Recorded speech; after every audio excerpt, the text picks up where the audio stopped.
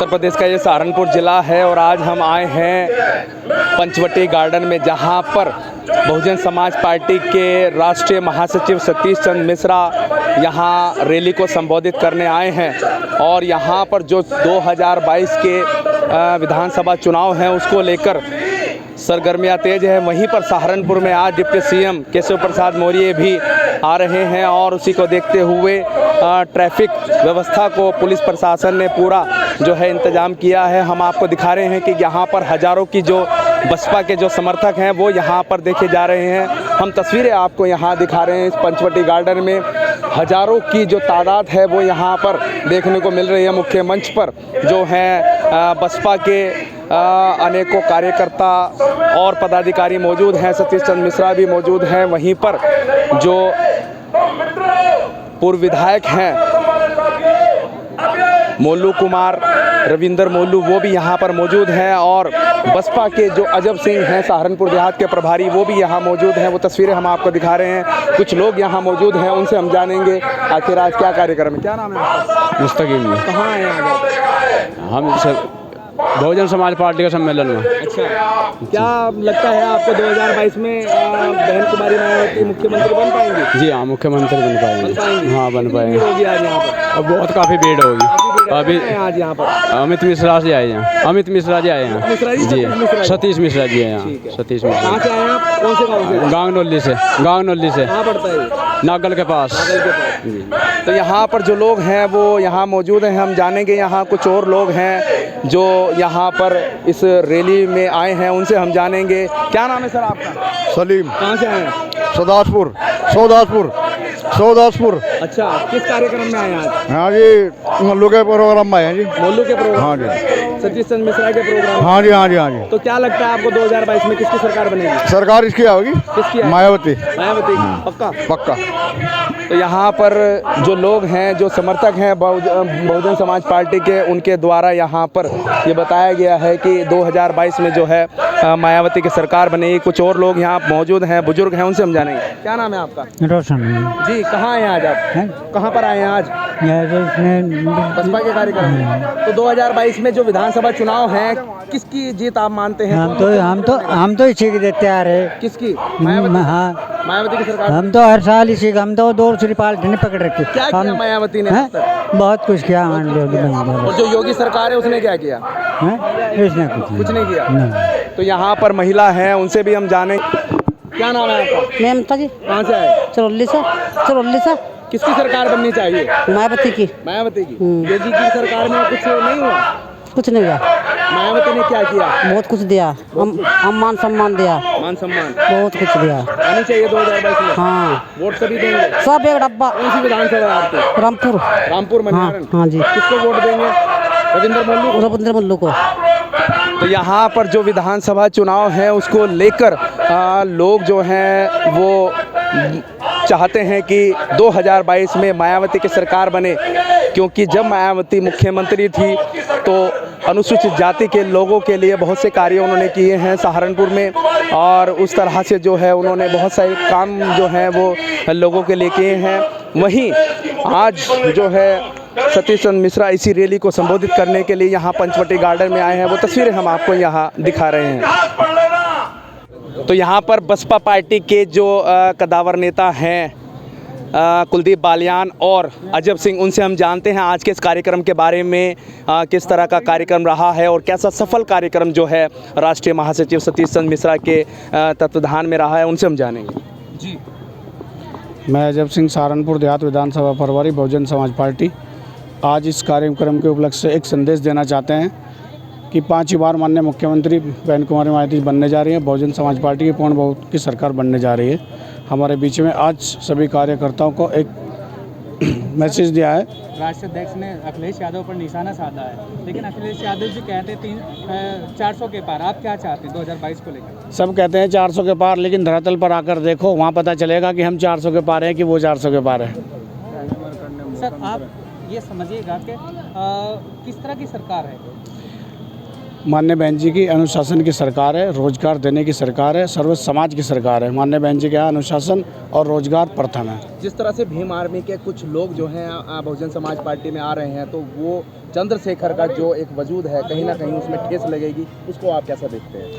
ये माननीय बहन जी के अनुयायी हैं और बहुजन समाज पार्टी के साथी हैं। एक संगठन बना था जो सर्व समाज का लिए काम कर रहा है और बहुजन समाज पार्टी के साथ पूर्णता है और सब लोग बहुजन समाज पार्टी के अनुयायी हैं। माननीय बहन जी को 5 बार मुख्यमंत्री बनाने का आश्वासन ले रहे हैं और सब लोग बहुजन समाज पार्टी के साथ जुड़ रहे हैं।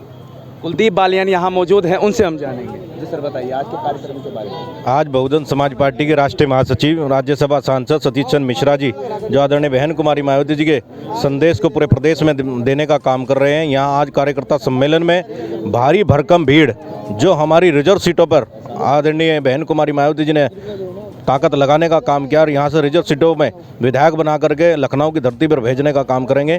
तो आज यहाँ कार्यकर्ता सम्मेलन में आपने देखा कि कितनी भारी भरकम भीड़ थी। आज जिले सहारनपुर में बहुजन समाज पार्टी का वजूद बहुत ऊपर जा चुका है और यहाँ 7 विधायक बहुजन समाज पार्टी के बनने जा रहे हैं। जिस तरह से बहुजन समाज पार्टी अपने दम पर चुनाव लड़ रही है, वहीं पर भाजपा भारतीय जनता पार्टी जो मौजूदा सरकार में है कई सारी पार्टियों को मिलाकर चुनाव लड़ रही है, तो किस तरह से बहुजन समाज पार्टी इस चुनाव को जीत पाएगी? देखिए, बहुजन समाज पार्टी की नेता आदरणीय बहन कुमारी मायावती जी में इतनी ताकत है कि वो अकेले ही अपने बलबूते पे चुनाव लड़ना जानती हैं। उनका कार्यकर्ता एक कार्यकर्ता उनके साथ कंधे से कंधा मिला करके खड़ा हुआ है और दूसरी पार्टी जो कमजोर पार्टी है वो कमजोर पार्टियां ही दूसरे दलों से गठबंधन करती है। हमारी नेता जनता से गठबंधन कर रही है। बताया गया कि बहुजन समाज पार्टी का अपना वोट बैंक है।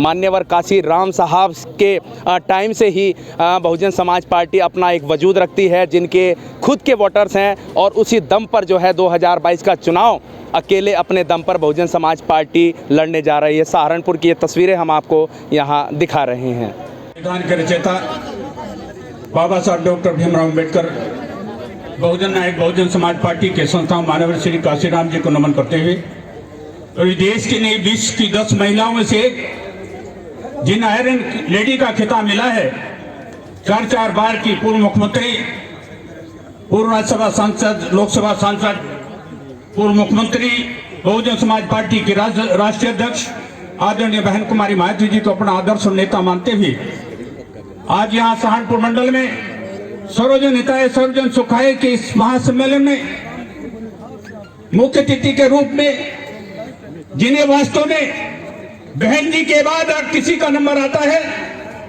बहन जी को निर्णय का सुझाव सलाह पूरे देश में देने का काम अगर कोई करता है, हमारे बीच में राज्यसभा सांसद, राष्ट्रीय महासचिव बहुजन समाज पार्टी आदरणीय सतीश कुमार मिश्रा जी और मेरे से बहुत ही सीनियर, अभी मेरे से पहले बोल के गए, मुझे तो नहीं बोलना चाहिए था बाद में, लेकिन 1 मिनट के लिए भाई राजकुमार जी गौतम जी ने मुझे दिया है।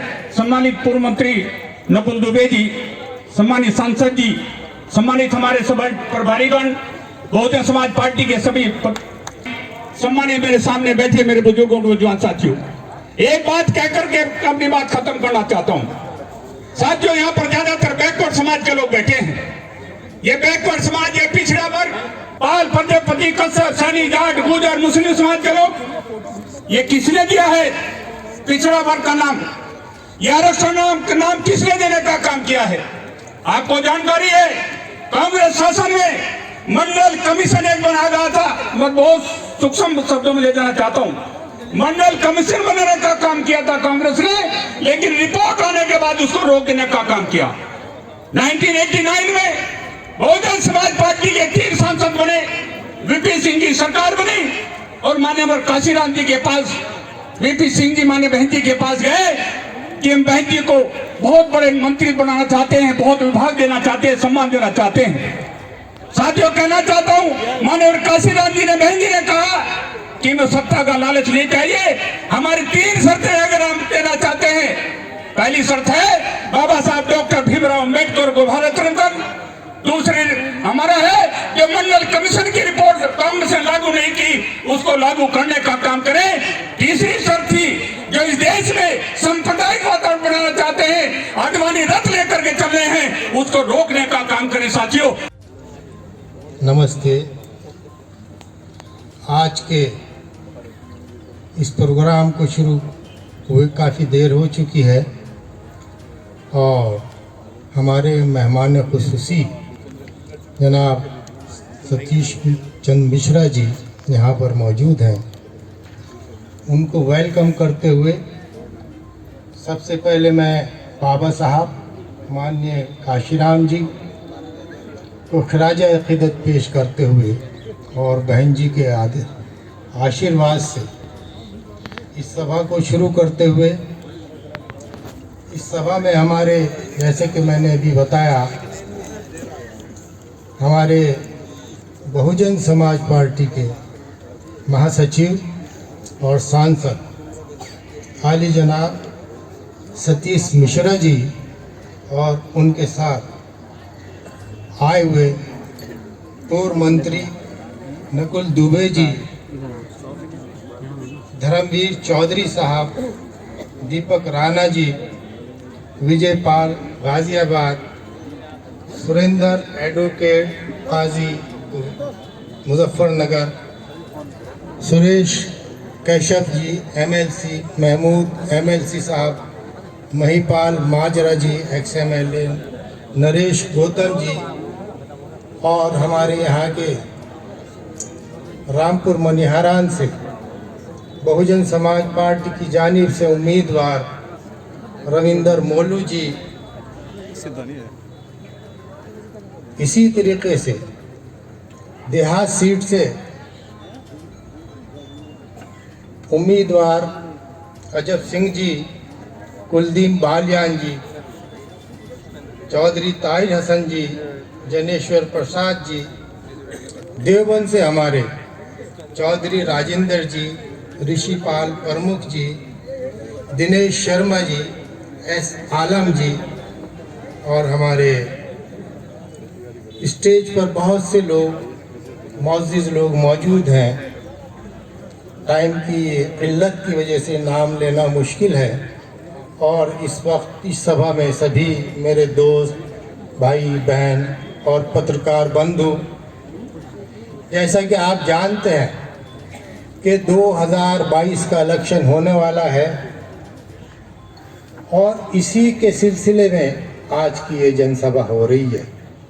खरकड़ी से अनिल कुमार गुज्जर जी, जिला पंचायत सदस्य, कश्यप समाज से शीशपाल फकरेड़ा से वरिष्ठ समाज, ग्राम प्रधान जी टोपरी से अतुल प्रधान जी अभी आए हैं, सबका धन्यवाद। और जिनको हम सब लोग सुनने के लिए बहुत देर से यहाँ पर बैठे हैं, बेताब हैं, हमारे बीच में माननीय सतीश चंद्र मिश्रा जी, राष्ट्रीय महासचिव एवं राज्यसभा सांसद जी अब हमारे बीच में आ रहे हैं। उनसे पहले हम जोरदार नारों से उनका स्वागत करेंगे। बहुजन समाज पार्टी जिंदाबाद, बहुजन समाज पार्टी जिंदाबाद, बहन कुमारी मायावती जिंदाबाद, बहन कुमारी मायावती जिंदाबाद, बाबा साहेब अमर रहे, बाबा साहेब अमर रहे, माननीय सतीश चंद्र मिश्रा जी जिंदाबाद, माननीय सतीश चंद्र मिश्रा जी जिंदाबाद, बहुजन समाज पार्टी जिंदाबाद, बहुजन समाज पार्टी जिंदाबाद, परम आदरणीय माननीय सतीश चंद्र मिश्रा जी।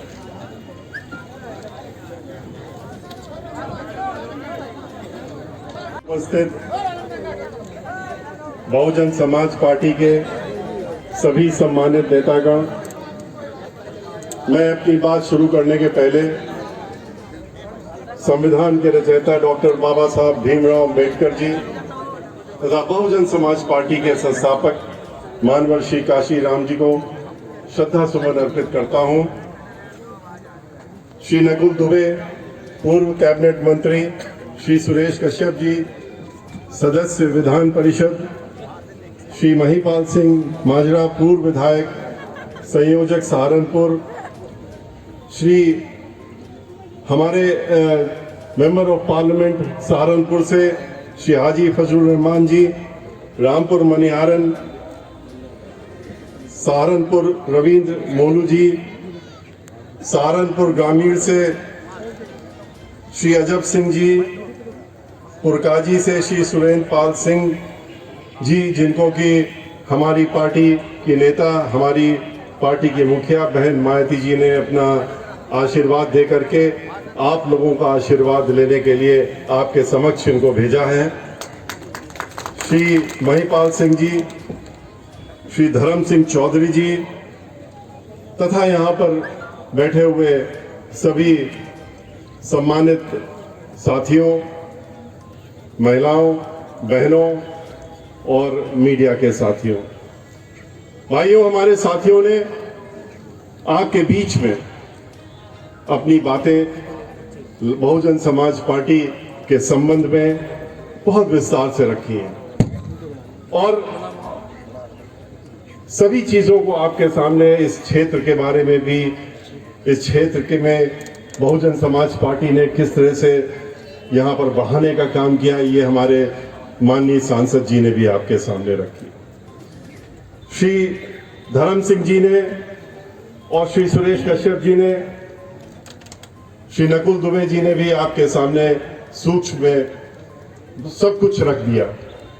और खास तौर से हमारे मीडिया के संबंध में हमारे श्री धर्मपाल सिंह जी ने बात रखी, श्री धर्म सिंह चौधरी जी ने, और उन्होंने कहा कि मीडिया आजकल एक तरफा चलता है, इसलिए जो सही चीज होती वो सामने नहीं आती। मैं अपनी बात शुरू करने के पहले ये कहना चाहूंगा कि जैसे जैसे दिन बीत रहे हैं, हर दिन आपको देखने को मिल रहा होगा कि मीडिया में बदलाव आ रहा है। मीडिया को भी ये लग रहा है कि 3 महीने बाद तो असलियत सामने आ जाएगी। बहुजन समाज पार्टी की पूर्ण बहुमत की सरकार बन चुकी होगी।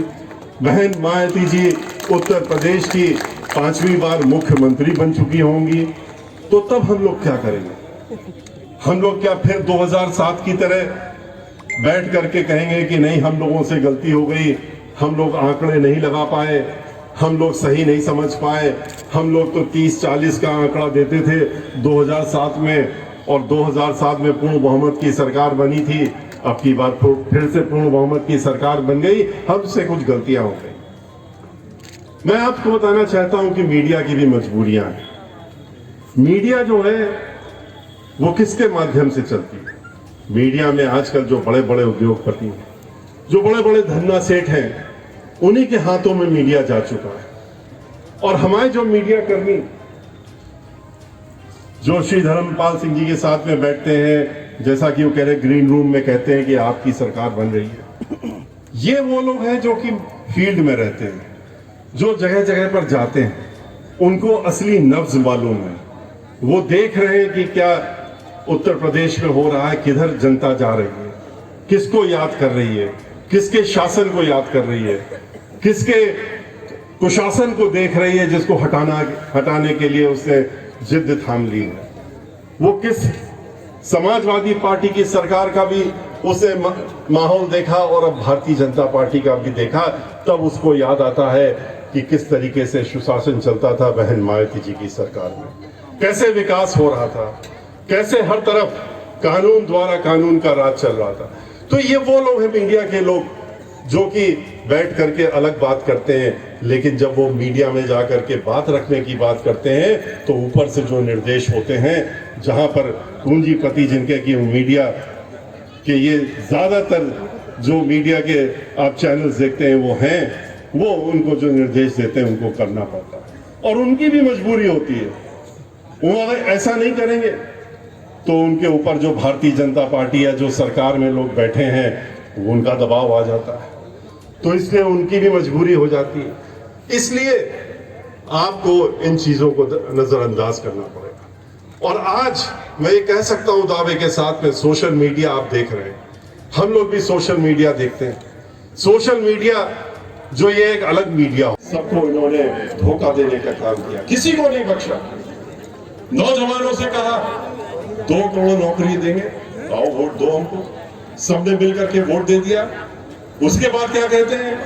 कहते हैं हम नौकरी नहीं दे सकते। तुम पीएचडी हो, पढ़े लिखे हो, तो ठीक है, तुम्हें हम एक सलाह देते हैं, जाओ खोंचा लगाओ और पकौड़े बेचने का काम करो। ब्राह्मण समाज के 500 से ज्यादा है लोगों को गोलियों से मार दिया गया, कितने एनकाउंटर हो गए।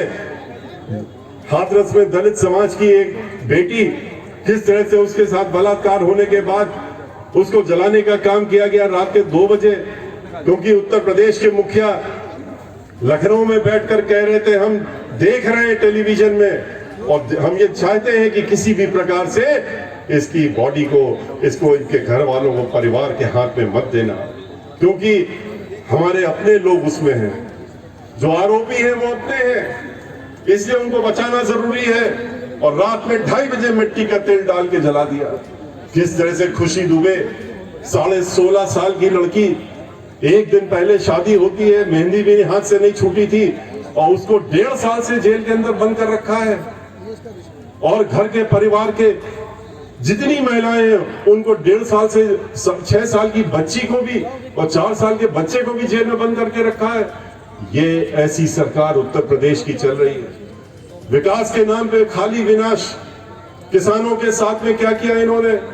उनसे कहा, जैसा कि अभी हमारे साथी लोग कह रहे थे कि हम तो आपकी आमदनी 2 गुना कर देंगे। क्या 2 गुना कर दी?